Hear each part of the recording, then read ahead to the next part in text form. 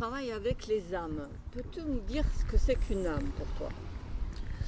Alors, bon, c'est pas évident, hein. Moi, l'âme, je la vois. Donc, quand je fais le voyage, je vois pas ton corps physique, mais je vois une partie de toi que j'appelle l'âme.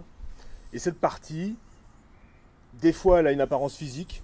Des fois, si jamais c'est une âme non incarnée, elle va avoir une apparence plus ronde, moins associée à un corps. Et ce que je sais, c'est que ces âmes, ben voilà, nous sommes des âmes incarnées dans des humains. Voilà, nous ne sommes pas des humains avec un esprit ou des humains avec une âme à qui on parle. Non, non, nous sommes l'âme et nous sommes incarnés. Et ces âmes vivent plus longtemps que l'être humain. Hein. Elles existent avant la naissance, elles existent après la naissance. Et la vie sur Terre n'est qu'une étape pour elles. Des étapes qu'elles peuvent reproduire dans les cycles de réincarnation, mais elles peuvent aussi se rassocier avec d'autres âmes pour devenir une plus grande âme. Elles peuvent se couper en morceaux pour faire des choses. Donc elles ne sont pas associées individuellement à la personne. Et alors après, d'où elles viennent ces âmes, quelle est leur mission, tout ça, je ne sais pas vraiment. Ma compréhension, c'est qu'elles ont, je pense qu'on choisit notre incarnation, que le groupe d'âmes avec lequel on est, c'est des âmes qu'on retrouve dans nos vies, dans nos différentes vies, donc voilà, et que toutes ces âmes ont décidé un chemin pour travailler des choses, voilà. Et donc c'est pour ça que c'est pas toujours évident. Quelque part, on a une vie qui est pas toujours drôle, et on a des choses à surmonter, on a des choses à faire, à mettre à jour, des choses à identifier, à mettre à jour, à faire ressortir. C'est un travail qui peut être pénible, mais n'empêche que dans ma compréhension, c'est quand même notre âme qui a choisi ça. C'est pas que la malédiction. Ouais. Puisqu'on parle des âmes, peux-tu nous parler des âmes squatteuses? Alors les âmes squatteuses, effectivement, c'est un terme que j'utilise souvent pour parler des âmes qui rentrent en nous. Donc nous, voilà, nous sommes une âme incarnée, on a notre corps, on a notre aura qui nous protège de l'extérieur, tout ça. Mais si notre aura est faible, si on est sous médicamentation, sous drogue, etc., notre aura peut être extrêmement faible.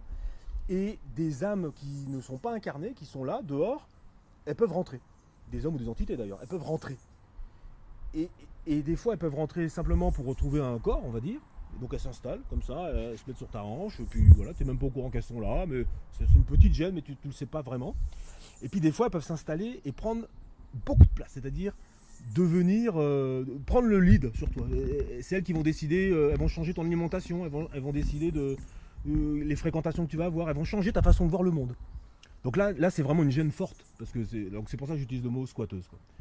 Et ces âmes-là, et quand on les fait partir, ça libère la personne, ça lui redonne, ça lui redonne accès à sa propre personnalité, quoi, à son essence personnelle, quoi. Donc c'est quand même une forte libération, quoi. Et puisqu'on est dans le domaine de l'âme, peux-tu nous parler des âmes errantes ou des âmes qui sont dans des lieux particuliers? Alors oui, tout à fait. Lorsque nous mourons, donc notre corps s'arrête de vivre, le métabolisme s'arrête, et notre âme va rejoindre le monde des âmes. Voilà un peu le chemin normal.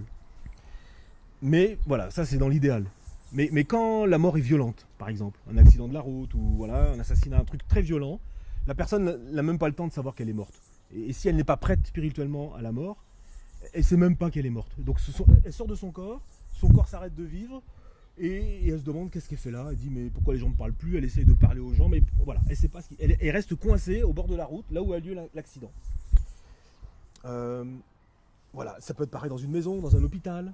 Les gens qui meurent et qui n'ont pas conscience qu'ils sont morts, ils restent coincés là. Ça peut être aussi des gens qui ont conscience qu'ils sont morts, mais qui doivent rester parce qu'ils veulent protéger leur conjoint, ils veulent protéger leurs enfants, ils veulent protéger leur maison, donc ils restent fortement. Et ces gens, ils hantent, entre guillemets, un endroit, et les gens sensibles, donc comme les enfants qui sont tous sensibles, ou les animaux, les sentent. Voilà, ils rentrent dans une maison, ils sentent qu'il y a quelqu'un à tel endroit, ils savent dans l'escalier qu'il y a quelqu'un, ils ont froid, ils savent pas, personne ne peut leur donner de vocabulaire par rapport à ça, donc ça leur fait bizarre. L'âme n'est pas forcément là pour embêter les gens, mais elle veut rentrer en interaction, elle-même elle est coincée là, elle ne sait pas ce qui se passe. Et donc souvent, un des rôles du chaman, c'est le rôle de psychopompe, le fait de faire partir les âmes, de les faire rejoindre le monde des âmes. Donc c'est quelque chose qui est très facile à faire, voilà, l'âme est là, on lui parle un peu, des fois elle a des choses à nous dire, elle veut qu'on mette des fleurs, ou elle a quelque chose à dire à quelqu'un, et puis on lui fait rejoindre le monde des âmes. Voilà. Donc c'est quelque chose de très courant hein, dans les endroits, quand on achète une maison, il y a souvent ça, il y a souvent une âme qui est là, des fois depuis très longtemps, et elle est là dans l'escalier, dans le grenier, dans la cour, en bas dans la cour, elle est là, depuis tout le temps elle est là. Le chat ne passe jamais là, le chien aboie de temps en temps, on ne sait pas pourquoi, mais c'est ça, il y a quelqu'un qui est là.